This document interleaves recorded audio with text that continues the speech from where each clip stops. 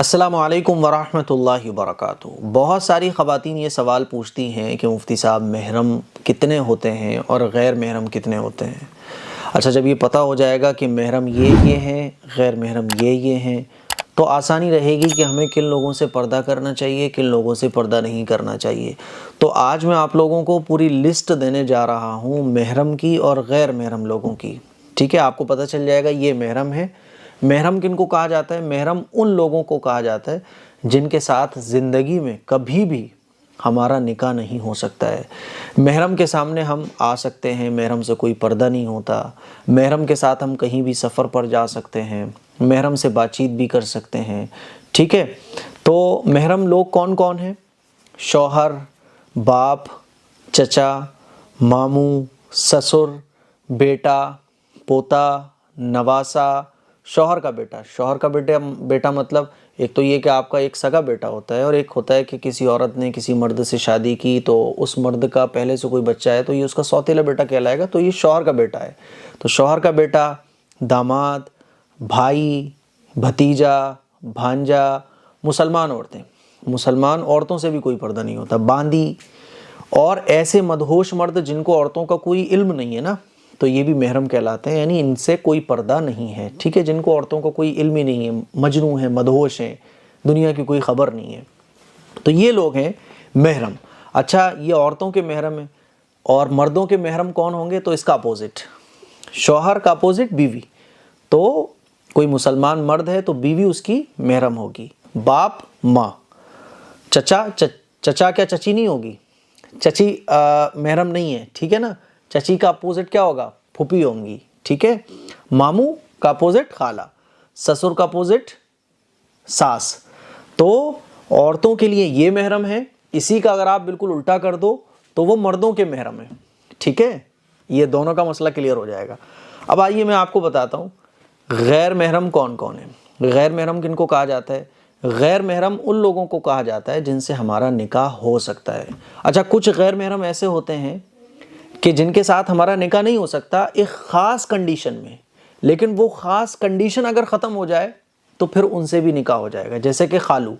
تو خالو سے نکاح نہیں ہو سکتا، کب تک نہیں ہو سکتا؟ جب تک خالہ نکاح میں ہے خالو کے، لیکن خالہ سے ڈیورس ہو گئی تو اب ڈیورس ہونے کے بعد خالو سے نکاح ہو جائے گا۔ تو وہ غیر محرم ایسے ہیں کچھ تو کہ جن کے ساتھ نکاح جائز ہے مطلقاً، ٹھیک ہے۔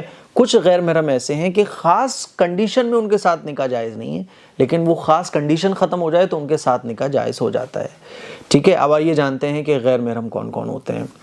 خالہ زاد، ماموں زاد، چچا زاد، پھوپھی زاد، خالہ زاد بھائی، ماموں زاد بھائی، چچا زاد بھائی، پھوپھی زاد بھائی، دیور، جیٹھ، بہنوئی، نندوئی، خالو، پھوپا، شوہر کا چچا، شوہر کا ماموں، ٹھیک ہے، شوہر کا خالو، شوہر کا پھوپا، شوہر کا بھتیجا، شوہر کا بھانجا۔ یہ جتنے بھی لوگ ہیں یہ کون ہیں؟ یہ غیر محرم کہلاتے ہیں۔ اب اس میں سے کچھ غیر محرم تو وہی ہیں جو میں نے بتایا کہ جن کے ساتھ نکاح جائز نہیں ہے، لیکن ایک خاص کنڈیشن میں، وہ کنڈیشن ختم ہو جائے گی تو ان کے ساتھ بھی نکاح جائز ہو جائے گا، جیسے پھوپا کے ساتھ نکاح جائز نہیں ہے، لیکن کب تک؟ جب تک پھوپھی نکاح میں ہے۔ جب پھوپھی سے ڈیورس ہو جائے گی تو پھر پھوپا کے ساتھ نکاح جائز ہو جائے گا، کیونکہ وہ پھوپا رہے نہیں نا۔ جب وہ پھوپا ہوں گے، جب وہ خالو ہوں گے تب نکاح جائز نہیں ہوگا، لیکن جب ڈیورس ہو گئی تو پھر نکاح جائز ہو جائے گا۔ اچھا، یہ تو عورتوں کے لیے ہو گئے غیر محرم۔ مردوں کے لیے غیر محرم کون ہوں گی؟ تو اسی کا اپوزٹ کر دیں آپ، خالہ زاد بہن، ٹھیک ہے، ماموں زاد بہن، چچا زاد بہن، پھوپھی زاد بہن، ہے نا۔ اسی طرح سے دیور کا اپوزٹ آپ کریں گے تو سالی، ٹھیک ہے۔ تو یہ سارے کے سارے غیر محرم کی لسٹ میں نے آپ کو دے دی، محرم کی لسٹ دے دی، اور آپ کو یہ بھی بتا دیا کہ کن سے نکاح جائز ہے اور کن سے نکاح جائز نہیں ہے، ٹھیک ہے۔ اچھا، کچھ غیر محرم ایسے ہوتے ہیں کہ جن کا گھر میں آنا جانا دن میں 3-4 بار لگا رہتا ہے۔ مان لیجیے آپ فیملی میں، جس فیملی میں آپ رہتی ہیں تو سارے بھائی مل کے رہتے ہیں، ٹھیک ہے۔ تو دنیا بھر کے رشتہ دار آ رہے ہیں، کچھ ایسے لوگ بھی آ رہے ہیں گھر میں جو دن میں ان کا آنا جانا لگا رہتا ہے، اور پردے کا کوئی حساب نہیں ہے۔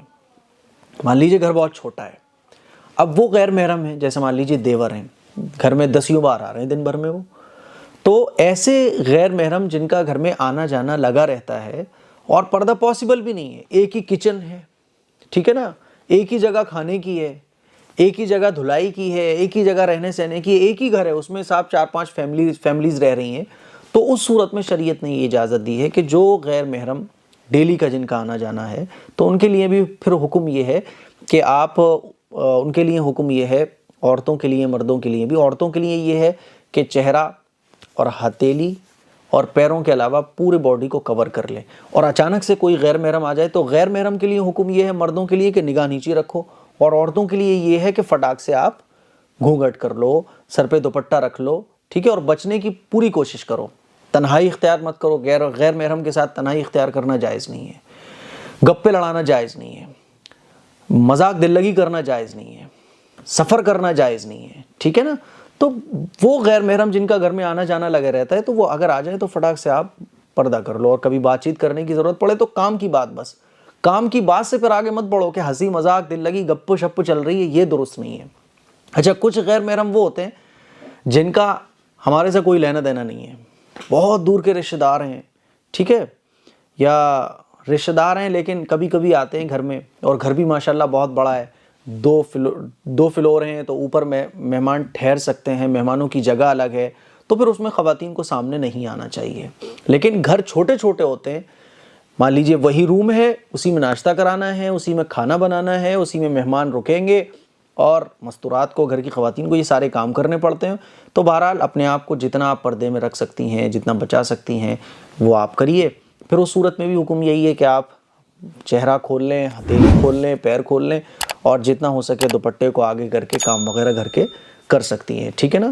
تو مجھے امید ہے یہ ڈیٹیل کے ساتھ میں نے آپ لوگوں کو مسئلہ سمجھایا، آپ کو سمجھ آ گیا ہوگا، اور کوئی کنفیوژن ہے، کوئی سوال ہے تو آپ کمنٹ کیجئے، انشاءاللہ میں جواب ضرور دوں گا۔ دعاؤں کی گزارش ہے، اس کلپ کو شیئر کریں۔ السلام علیکم ورحمۃ اللہ وبرکاتہ۔